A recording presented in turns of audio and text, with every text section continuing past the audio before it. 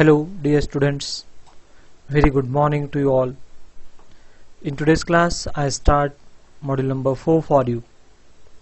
This module is very easy. I complete this module at the earliest for you. First of all, I am going to teach you the main objective behind learning this module. In this module we learn 3 topics. First topic whichever we learn is about classes and objects. Next we learn about classes and functions. Next we learn about classes and methods. That means in this module we learn 3 topics in detail. In today's class I start the first topic for you, that is classes and objects. First we discuss some basic things related to this module.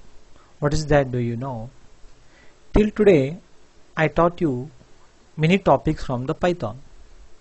What is Python, who developed, why developed, which are the good characteristics of Python, what are the applications of Python.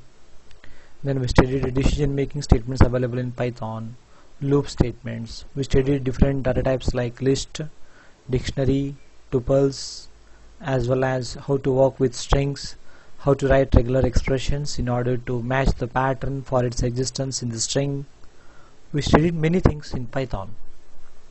Till today we wrote many programs. To write those programs we used one programming technique, that is what we call procedure oriented programming technique. Till today I taught you many Python programs to solve some of the problems. In order to solve some of the problems by writing Python programs, we used built-in functions from the Python, as well as sometimes we created our own functions, as well as we have written many statements also. That technique whichever we used till today to solve problems in Python are called procedure oriented programming technique is used by us. As we know already, C language is one of the procedure oriented programming language. In C language we use only built-in functions, as well as we arrange those functions in an order from top to bottom. All the functions will be executed sequentially from top to bottom. That is what we call procedure oriented. As we know already, Python also supports object oriented programming. As we know already, C is the example for procedure oriented. C++ is the example for object oriented programming. But Python is the combination of both. Python also supports object oriented programming. Then what do you mean by object oriented programming? In object oriented programming language, programmers will work with classes and objects. Then we need to know what are classes, we need to know what are objects. That is what we discuss in today's class. In today's class we study what are classes as well as what are objects. First of all, what is class? Then we define what is object. Actually, for us possible to combine data and functions. Data means what? For example, take here I have one variable as a in which 7 is there. This is what we call data. Now I write one function to retrieve the contents of it. I write one function to retrieve the contents of a variable. That means I combine data and function. We combine data and functions to form a class. Whenever I give you some examples, you will come to know. No need to worry. That means it helps to secure data from data access. Now I want to get the contents of a variable. Till today we know that just if you use print a, we are able to print the contents of a. But now onwards we won't access the contents of that variable directly. We access via function. We tell one function to give me the contents of it. Why we do so, do you know? In order to secure the data. We will not access the contents of that variable directly. We access the contents of that variable via one function. That means we combine data and functions that forms a class. Whenever I give examples, you will come to know. No need to worry. What is the advantage of it? What is the advantage of a class? It helps to secure data from data access. Then what class contains? Class contains data as well as the functions to manipulate it. Means we need some functions to change the value. We need one function to update with some more value. That means we are trying to manipulate the data via functions. Like this we can secure our data. Class contains both data and functions to manipulate the data. Up to now whatever I explained in generic I explained. I give examples so that clearly you can understand. Definitely you understand. Please listen to me. What is class and what is object? In generic I explained so that you can understand. In C language already we know int is one data type, float is data type. Okay. In Python also we use int and float, no problem at all. These are built-in data types. These are built-in data type. These are created and given to us by the developers. These are created by the developers, okay, of Python. Why can't we create like this? Why can't we can create our own data type? Yes, it's possible. We can create our own data type. As we know in C language, structure is the example for user defined data type. Structure is example for user defined data type. Means programmer created data type. User defined data type means what? Programmer created data type. Similarly, class is also programmer created data type only. That means we are all the programmers, we can create our own data type. That is what we call class. By using our class we define variables. Those variables are called objects. I think you understood. In generic, what is a class? Class is user created data type or programmer defined data type. What is object? Object is a variable. But in object oriented programming we call as class and objects. I hope little bit you understood. Then what is class? A class can be defined as a programmer defined data type or user defined data type. You can write like this. What is class? Sir, this is one of the user defined data type. You can say like this. You get good marks. Interviewer is asking you the question.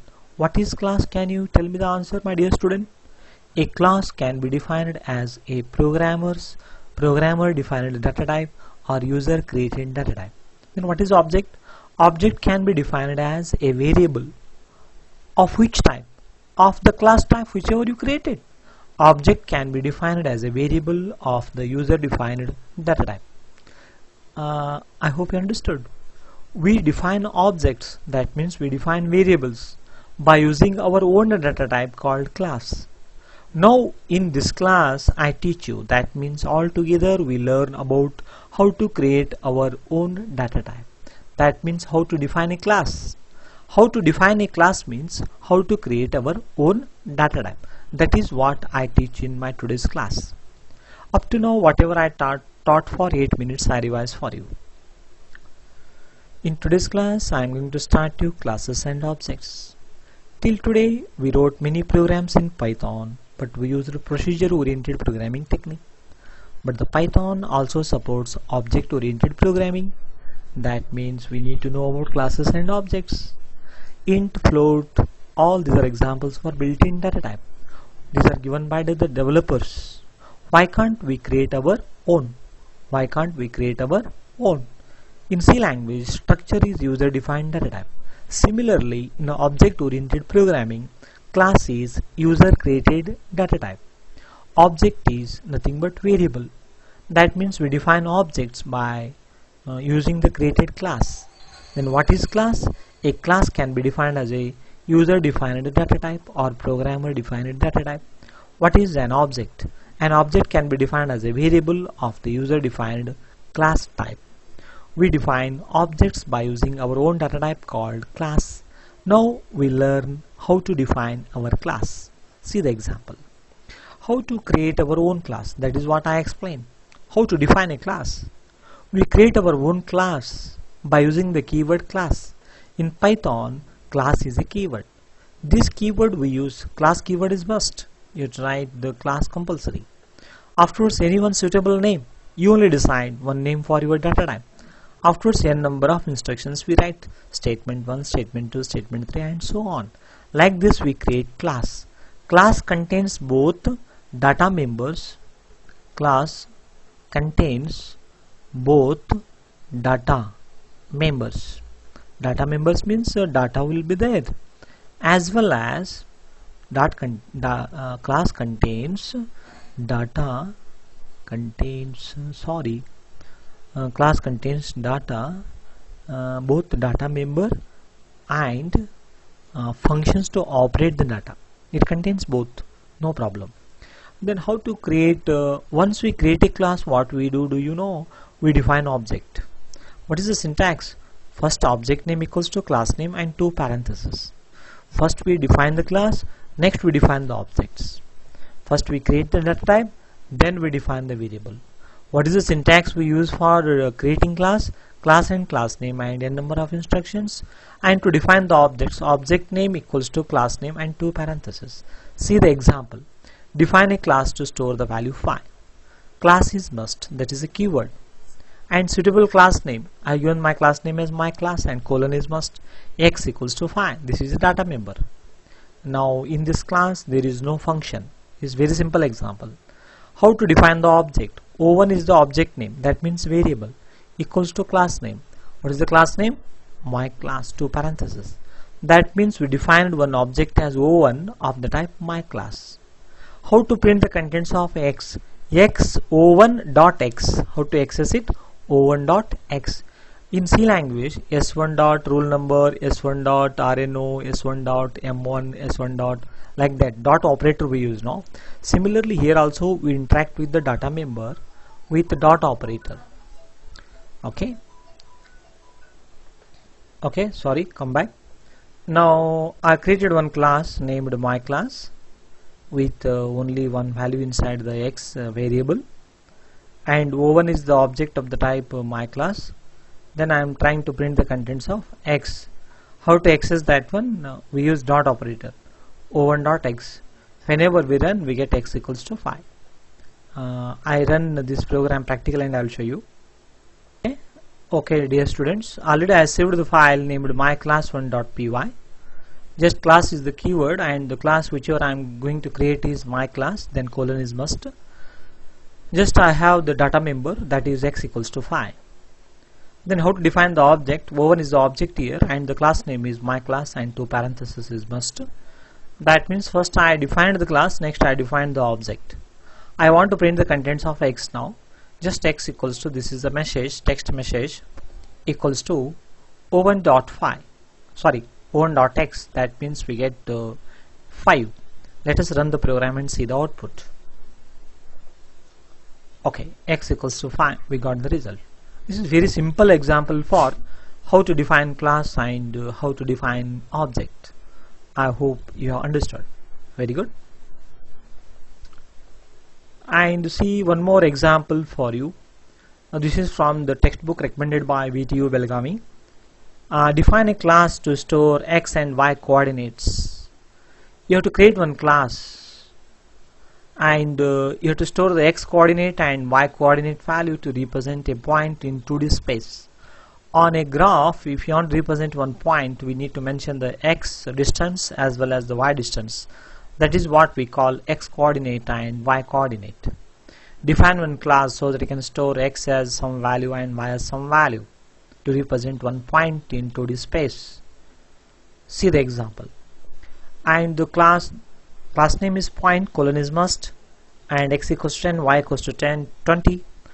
I am trying to define the object 1 of the type point. Then I am printing object 1.X. Then I am concatenating comma in between and object 1.Y.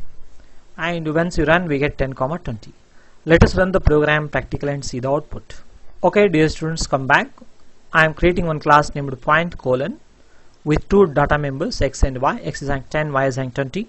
I defined object 1 and I am printing. Let us run the program. Yes, we got 10, 20. This is what all about